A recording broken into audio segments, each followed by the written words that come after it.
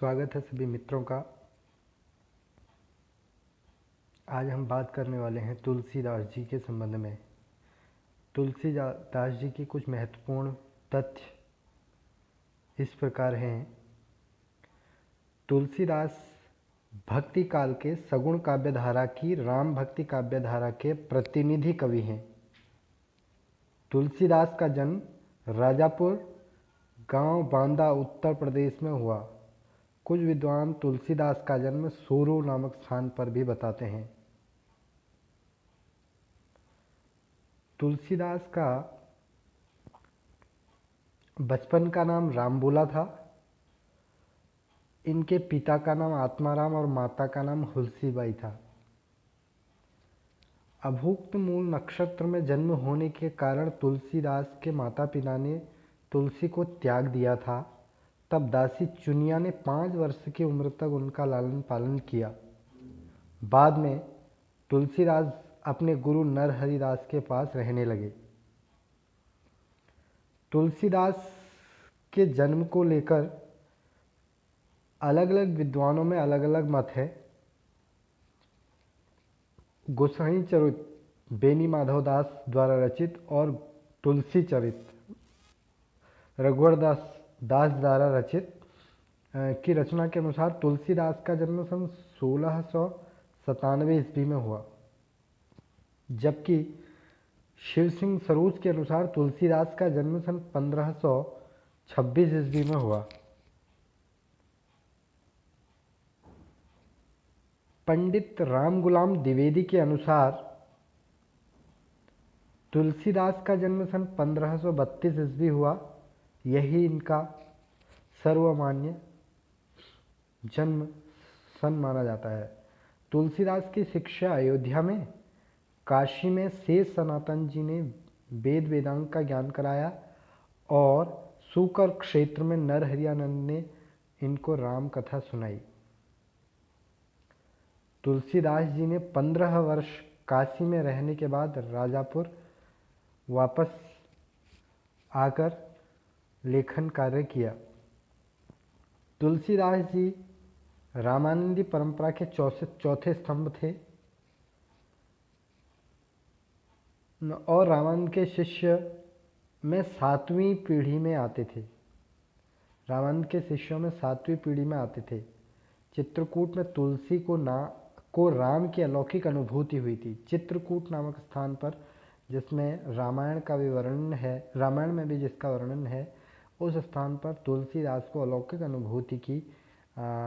अलौकिक अनुभूति हुई थी। बाबा रघुवर दास का ग्रंथ तुलसी चरित के अनुसार तुलसी का जन्म सन 1497 ईस्वी में हुआ था और इनके पिता का नाम मुरारी मिश्र था। ये बाबा रघुवर दास के अनुसार तुलसी चरित जो ग्रंथ लिखी है। तुलसीदास का विवाह दीनबंधु पाठक की कन्या रत्नावली के साथ हुआ था। पंडित राम गुलाम द्विवेदी और आचार्य रामचंद्र शुक्ल ने तुलसीदास के 12 ग्रंथ प्रामाणिक माने हैं। इनमें राम गीतावली सन 1571 ईस्वी में, जिसमें 328 पद ब्रज भाषा में यह रची गई है। दूसरी इनकी रचना है कृष्ण गीतावली, जो 1571 ईस्वी में है रचित, और इसमें 61 पद हैं, ब्रज भाषा में लिखा गया है। यह भी आगे रामचरित मानस, जो 1574 ईस्वी में लिखा गया। रामचरित मानस इनकी सबसे महत्वपूर्ण और सबसे प्रसिद्ध रचना है। अवधी भाषा में है। इसमें 7 कांड हैं। विनय पत्रिका सन 1582 ईस्वी में लिखी गई, जिसमें 279 पद ब्रज भाषा में यह रचित है। रामलला नहछु, जो 1582 ईस्वी में लिखित है, इसमें 20 छंद हैं, अवधी भाषा में लिखित है।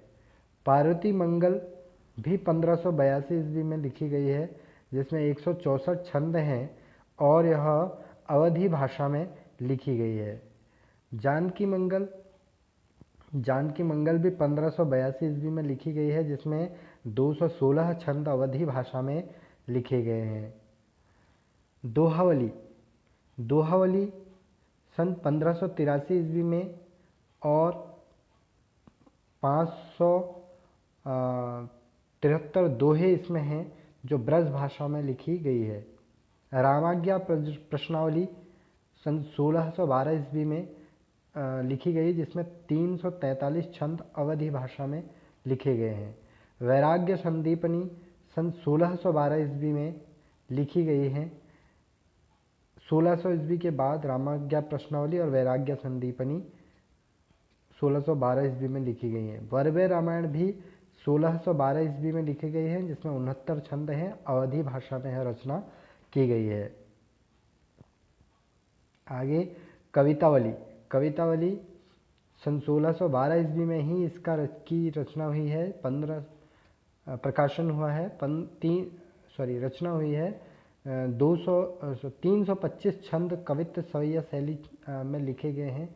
यह भी ब्रज भाषा में लिखा गया है। उपरोक्त 5 रचनाओं में रामचरितमानस, राम गीतावली, विनय पत्रिका, दोहावली और कवितावली, ये 5 जो ब्रज भाषा की रचनाएं मानी जाती हैं और साथ ही ये विस्तृत भी हैं।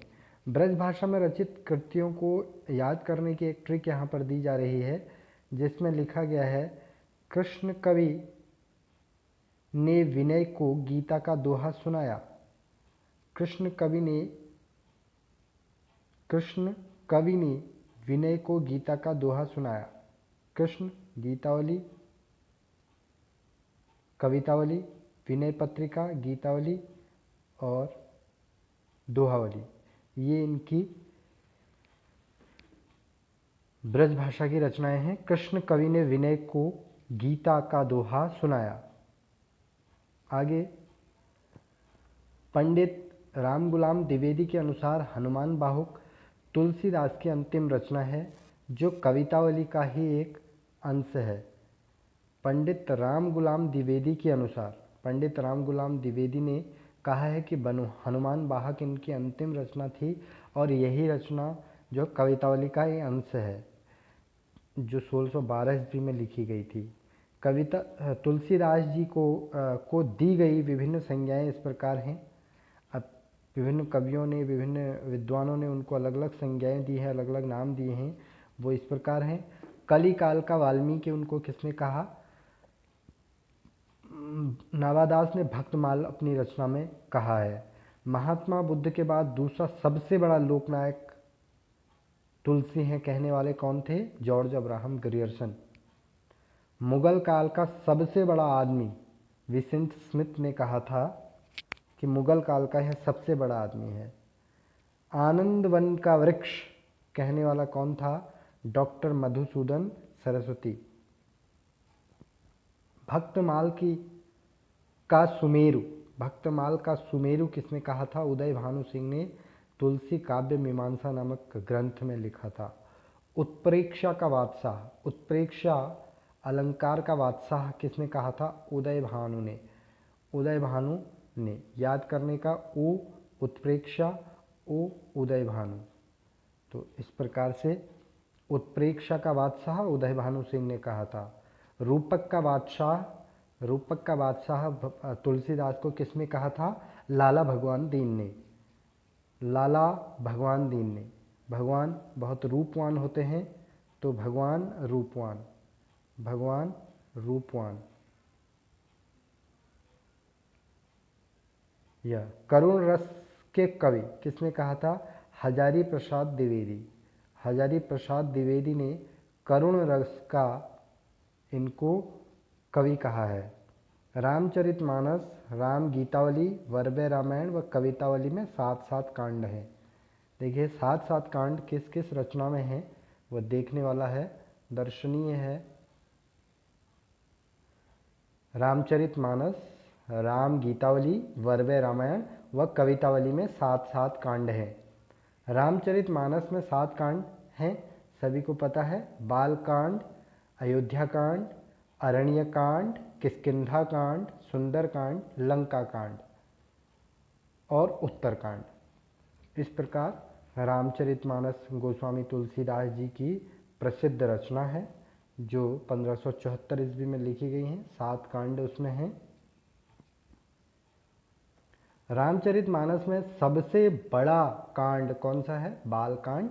और सबसे छोटा कांड इसमें किष्किंधा कांड है। कलिकाल से मुक्ति पाने के लिए तुलसीदास ने विनय पत्रिका नामक रचना की थी। विनय पत्रिका की रचना किस लिए की थी? कलयुग में मुक्ति पाने के लिए। तुलसी ने वरवय रामायण की रचना रहीम के आग्रह पर की। वैराग्य संदीपनी में भक्ति, नीति और राम महात्म्य संबंधी दोहे हैं। वैराग्य संबंधी दोहे आप कह सकते हैं। और तुलसी ने इस रचना को अखिल भारतीय ज्ञान का सार कहा है। तो इनकी वैराग्य संदीपनी जो रचना है उसको अखिल भारतीय ज्ञान का सार कहा गया है तुलसी जी के द्वारा। महत्व की दृष्टि से कवितावली, रामचरितमानस व विनय पत्रिका के बाद तीसरे स्थान पर हनुमान बाहुक अंतिम रचना मानी जाती है। हनुमान बाहुक दरअसल असाध्य रोगों से मुक्ति के लिए ही इस ग्रंथ की रचना की गई है। ये यहाँ पर दिया भी हुआ है। हनुमान बाहुक की रचना तुलसी ने गंभीर बीमारी से मुक्ति पाने के लिए की है।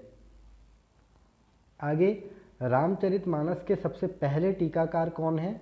रामचरण दास।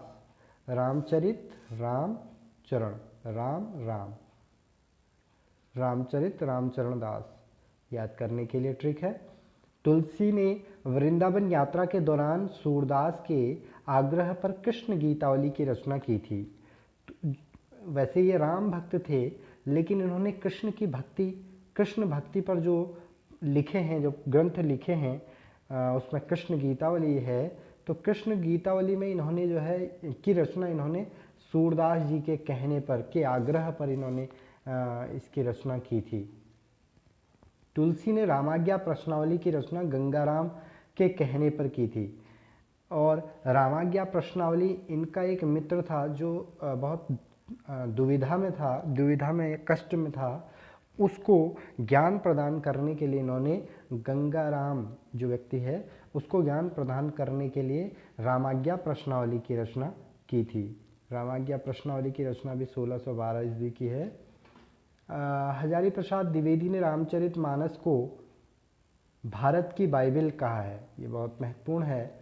भारत की बाइबिल किस ग्रंथ को कहा गया है? रामचरितमानस को। भारत की बाइबिल रामचरितमानस को किसने कहा? हजारी प्रसाद द्विवेदी ने। और हजारी प्रसाद द्विवेदी ने रामचरितमानस को क्या कहा? तो हजारी प्रसाद द्विवेदी ने रामचरितमानस को भारत की बाइबिल कहा। प्रसिद्ध पंक्तियां हैं आप कुछ इनके संदर्भ में। केशव कहीं न जाए का कही, विनय पत्रिका में इन्होंने लिखा है केशव कहीं न जाए का कही। गोरख, कवितावली की एक पंक्ति है, गोरख जगायो जोग भगति लगायो भगायो लोग। गोरख जगायो जोग भगति भगायो लोग, कवितावली। अवधेश के बालक चारि सदा तुलसी मन मंदिर में विहरें, यह कवितावली की पंक्तियां हैं। एक बहुत ही महत्वपूर्ण, बहुत ही प्रसिद्ध इनकी लाइनें, पंक्तियां हैं। जाके प्रिय न राम वैदेही तजिए कोटि वैरीसम यद्यपि परम स्नेही। विनय पत्रिका से लिया गया है ये, विनय पत्रिका। विनय, हरि तुम बहुत अनुग्रह कीनो, राम को रूप निहारत जान के कंगन के नग पर छाई। यह कवितावली में से लिया गया है। हरि तुम बहुत अनुग्रह कीनो, राम को रूप निहारत जान की कंगन के नग की परछाई। आगे,